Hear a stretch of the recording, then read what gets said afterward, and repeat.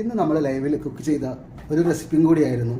പള്ളിക്കുന്നൊക്കെ കിട്ടുന്ന നെയ്ച്ചോറിനെ വെല്ലുന്ന വടക്കൻ മലബാർ ടേസ്റ്റിനേക്കാളും നല്ല രുചികരമായ സ്റ്റൈലിൽ ഇൻഗ്രീഡിയൻസിലാണ് നമ്മൾ ഈ നെയ്ച്ചോറ് തയ്യാറാക്കിയിരിക്കുന്നത്.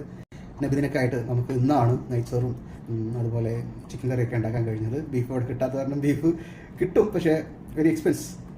ലൈവിൽ പോയാൽ 15-16 മിനിറ്റിൻ്റെ ലൈവ് വീഡിയോ ആണ്. നിങ്ങൾക്ക് ആ വീഡിയോ ഫുള്ളായിട്ട് കാണാം.